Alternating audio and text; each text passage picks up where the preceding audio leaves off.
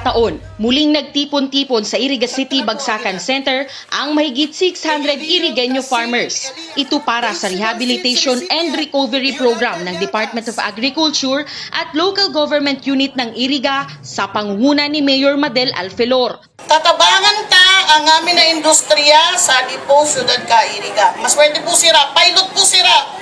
Pag maging successful na di nga amin na barangay, gigibuan ta po kadi. Libre po abiit. Pagdakalo after 3 months, babakalin ka ninyo sa tutamang live weight kin mamiraan.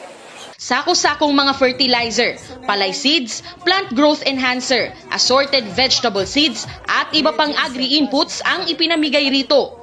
Ang barangay kagawad ng Santa Isabel na si Adelina, nakakuha rin ng 2 bag ng hybrid corn seeds. Malaki ang pasasalamat niya sa Departamento de Agrikultura at LGU, lalo pat isa ang kanyang taniman sa mga naapektuhan ng mga nagdaang bagyo. Tapos talaga ma'am na nagkakroyanan. Kaya sa ngunyan po ma'am, nag-iisip kaming magpanibagong tanom na naman. Dakula po ang sa kuyang pagpasalamat sa pangunguna po man kan sa toyang namumutan na City Mayor Madel na ginibo po ninda ini para makatabang ma'am kan mga paratanom sa digdi ma'am sa siyudad kan Iriga.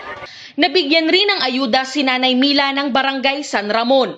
Salamat po, nagkaigwa kaming pangtanom na mai. Nagpapasalamat ako sa inyo kay Mayor Madel.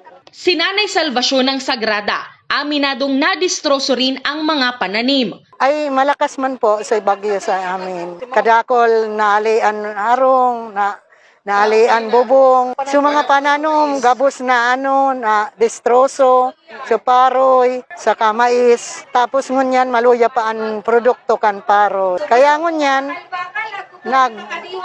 nagpapasalamat kami kay Mayor na nagtao man sa mo nin bining paroy na makakasalida kay itong nadestroso kay itong bagyo. Namahagi rin ang mga biik para sa livestock program. Isa sa mga nabigyan si Tatay Manuel ng San Pedro, Iriga City. At manukuan, pag dakula na, digdi man dyan na kay Mayor ma-senda man dyan na mapabakal. May kasama ring 200,000 fingerlings at 10 set ng aquaponics. Labis itong ikinatuwa ni Tatay Alfredo ng Barangay Santa Cruz. Ini, dako lang tabang para sa muya kayo nita. Iyo nga nita, kung mabakal ako kan, kung an sarong pieces kan similya kayo ni, nasa siguro mga 150 na saro. Pero digdi, dako lang tabang sa muya, na makaabil man kami kan libreng tinataw kan BIPAR. Na nga ni nagpapasalamat ako sa muyang Mayor Alcalde na si Mayor Madel Alfelor na ini magaro pinagkuyan man ninda na nakulang tabang na maitaw sa muya kan digdi sa Iriga na itong mga igwang mga palaisdaan. Nakatakda silang bisitahin ng Bureau of Fisheries and Aquatic Resources sa susunod na linggo. Ini kaya, ang sa baba, sira, ang sa taas is tayo. Hanggang doon sa taas na to, may tanong talaga dyan. Oo, kaya, ini po, worth 100,000 per set. Igwa yan sa vegetable farm, igwa yan mga cup dyan. Itatawa yan pag igwa na kaming orientation kang BIPAR. Na produkto nagalinsan bukid Mahigit 5.1 million pesos ang kabuuang halaga ng mga agri-inputs na ipinamigay sa sektor ng agrikultura. Nakipag-coordinate po kita sa Sotoya pong mga barangay captain, Committee on Agriculture, and sa mga president po, ang mga associations, ta-identified na po si talagang tunay na farmers. Lehitimo po talagang mga paratanom kang Iriga, kaya po kung igo po kitang mga claim stub na pinagtao po, kung ano po ang nakalaagduban, siya po talaga ang makukuha ninda.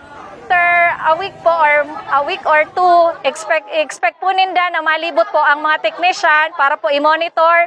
And po after harvest, diyan pa rin po ang opisina kang agrikultura para po tabangan po sa marketing.